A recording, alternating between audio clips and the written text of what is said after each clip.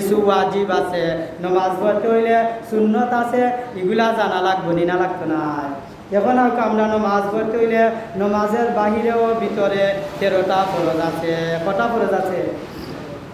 নমাজের বাহিরেও ভিতরে কটা ফরজ? 13টা ফরজ। এক নমাজ পড়তে গিয়া বাহিরে ও ভিতরে, নমাজের বাহিরে ও ভিতরে কটা ফরজ আছে? 13টা ফরজ আছে। এই ফরজ আমরা জানা লাগবো নি না লাগতো না। এখন যদি আমরা জানি না, মেস্তই বেটা ঘর বানাইতে আইছে, খুদা করা টানছে না, এর বাদে আটরা আনছে না, বাটাই আনছে না, এই বেটা ঘর বানাইতে পারবো নি? জীবনেও পারবো না।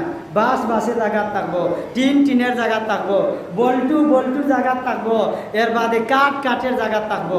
যতরি সামান আনছে না অতরি কিছু হইতো নাই, ঘর বানানি হইতো নাই। তদ্রুপ ভাবে নমাজ এমনি হয় না। নমাজ পড়তে হইলে নমাজও ফরজ আছে, ওয়াজিব আছে, সুন্নত আছে, নমাজ ভঙ্গের কারণ আছে। ইস্তিন আগে জানা লাগবো। ইস্তিন জানিনা মান্যা যদি তুমি নমাজ পড়ো, তখন গিয়া তোমার নমাজ আদায় হইব। ওটা ঠিক কিনা সাবলে তে নমাজের ইগুণ জানতে হইলে নমাজের বাহিরে এবং ভিতরে কটা ফরজ? 13টা ফরজ। নমাজের বাহিরে ও ভিতরে 13টা ফরজ, নমাজের বাহিরে 7 ফরজ। এই 13টা ফরজে দুই ভাগে ভাগ করছে। 1 নম্বরে হইল গিয়া নমাজের বাহিরে 7টা ফরজ আছে। নমাজের বাইরে কটা ফরজ আছে? 7টা ফরজ আছে।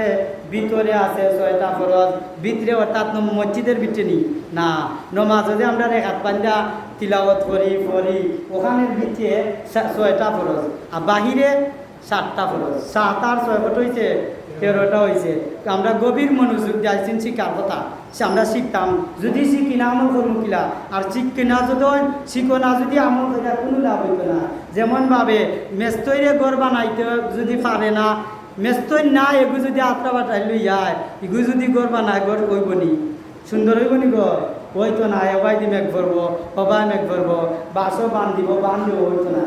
তদ্রুপ ভাবে নমাজ পড়তে হইলে আগে নামাজ শিক্ষা করা লাগবো।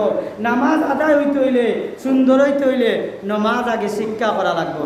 নমাজ শিক্ষার মধ্যে আইলা বাহিরে 7টা ফরজ। বাহিরে কটা ফরজ?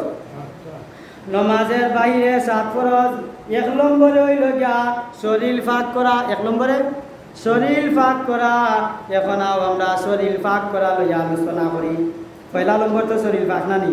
7টার মাঝে একটা কিতাব তোমার শরীর ফাঁক করা লাগবো। এটা হইল নমাজের বাহিরে। নমাজ পড়বার আগে তুমি গোসল করিয়া সুন্দর করিয়া তোমার শরীর দিয়ে ফাঁক পবিত্র করা লাগবো। এটা হইল 1 নম্বর ফরজ। কিতাব হুকাসান 1 নম্বর শরীর ফাঁক করা লাগবো।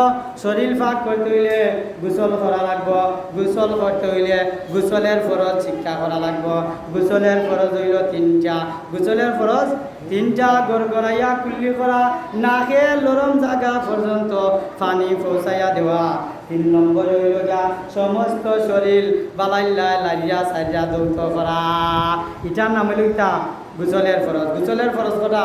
3টা। গোসলের ফরজ 3টা। 1 নম্বরে তুমি শরীর পাক করতায়, গোসল খোঁজা ফাঁক করতায়। কিতা করিয়া? গোসল ফাঁক করতায়, গোসল খোঁজা ফাঁক করতায়। এর বাদে 2 নম্বরে হইল গিয়া নমাজ পড়বার লাগি তুমি ওযু করা লাগবো। নমাজ পড়বার লাগি ওযু করা লাগবো। 2 নম্বরে হইল গিয়া 1 নম্বর পাইলাম আমরা শরীর পাক। 1 নম্বর পাইলাম শরীর ফাঁক করা। 2 নম্বর হইল গিয়া কাপড় ফাঁক করা। 2 নম্বর হইল কাপড় ফাঁক করা। শরীর পাক, কাপড় পাক। 2 নম্বর হইল গিয়া শরীর ফাঁক করা। 1 নম্বর হইল শরীর ফাঁক করা। 2 নম্বর হইল কাপড় ফাঁক করা। যে কাপড় দিয়ে নমাজ পড়তাম ও কাপড়টা পাক পবিত্র হইতে হইব। ই কাপড়ের মাঝে কিতা গরুর সেনা লাগাই লইলে নমাজ হইতো না। গরুর লেদা লাগাই লইলে নমাজ হইতো না। মাঞ্চর লেদা লাগাই লইলে নমাজ হইতো না। মাঞ্চের পেশাব যদি লাগাই লয়, তুমি ই কাপড় দিয়ে নমাজ পড়লে তোমার নমাজ হইতো না। এর লাগি কি হইছে? 2 নম্বরে হইল কাপড় ফাঁক করা। 1 নম্বরে হইল শরীর ফাঁক করা। 2 নম্বর হইল কাপড় ফাঁক করা। শরীর ফাঁকের মাঝে আরো অনেক জিনিস আছে। যেমন পেশাব করিয়া ডিলা লওয়া, পেশাব করিয়া মাটির চাক্কা বা টিস্যু লোয়া এটা কিতা বলে বেটাইতে যে সময় পেশাব করে পেশাব হইয়া পানি খরচ করে পানি খরচ করা বাদে উঠিয়া যে সময় মানছে আটার বাদে পেশাব বাকি থাকি যায় ইসিন পরে বাদে কাপড়ের মাঝে লাগি যায় তুমি যদি নমাজ পড়ো তোমার নমাজ হইব তোমার তো কাপড় ফাঁক নাই তো নমাজ হইব কিনা এর কারণে বেটাইতে কিতা করতা পেশাব করিয়া ডিলা লইতা কুলুফ লইতা অর্থাৎ ডিলা কিতা বলে মাটি লইতা বা টিস্যু লইয়া কিছু সময় আটা চাটা করতা যে পেশাব তোমার বাকি আছে ও পেশাব ডিলার মধ্যে আইতো তো গিয়া তোমার শরীর ফাঁক হইল 2 নম্বর হইল গিয়া টয়লেট করার বাদে তুমি ডিলা দিয়ে আগে পরিষ্কার করতায় টিস্যু দিয়ে পরিষ্কার করতায় বা কিতা করতায় মাটি দিয়ে পরিষ্কার করতায় মাটি দি বা টিস্যু দিয়ে পরিষ্কার হইয়া বাদে তুমি পানি খরচ করতায়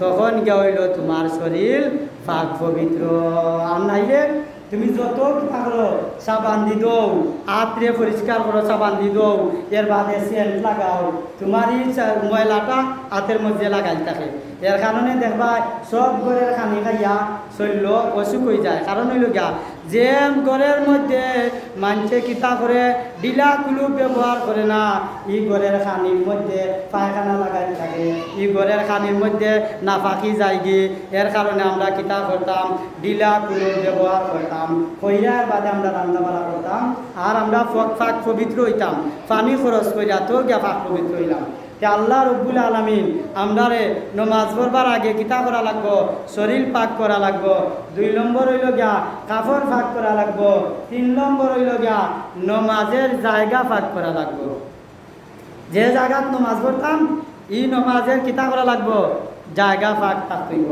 তখন গিয়া তোমার নমাজ হইব আর নাইলে তুমি যত নমাজ পড়ো নমাজ আদায় হইতো না আল্লাহ রব্বুল আলামিনে আমরারে তৌফিক দিতা এই সমস্ত আমরা শিখবার দরকার আছে নি না নাই ইটা শিখতে হইলে মাদ্রাসা যাওয়া লাগবো না নি ইটা শিখতে হইলে কুনানো যাইতে ভাই মানে এই সমস্ত যে আমরা শিখলাম না 50 বছর 60 বছর হয়ে গেল আমরা অতিবাহিত করিলাম এখন আমরা কাপড় পাক শরীর পাক নমাজের জায়গা পাক ইসিঙ্গা কুনানো শিখতাম শিখবার জায়গা আছে নি এর কারণে আমরা মসজিদও শিক্ষা দেওয়া আমরা প্রতি শুক্রবারে মক্তব্য বাচ্চাদের শিক্ষা দেই নমাজ শিক্ষা দেই সূরা কেরাত শিক্ষা দেই কিলা কাপড় পাক করা লাগে কিলা গোসল করা লাগে কিলা ওযু করা লাগে ওটা শিক্ষা দেওয়া হয় মক্তব্য যারা মাদ্রাসা করছেন তারা তো জানা আছে স্কুল কলেজ ভার্সিটি ইউনিভার্সিটি এরা গিয়া কুনানো শিক্ষা করতো এরা শিক্ষা তার জায়গা কুনানো এটা জানা লাগবো নি না লাগতো না এই সমস্ত যদি শিক্ষা করো না তোমার নাম মুসলমান দাবি করিয়া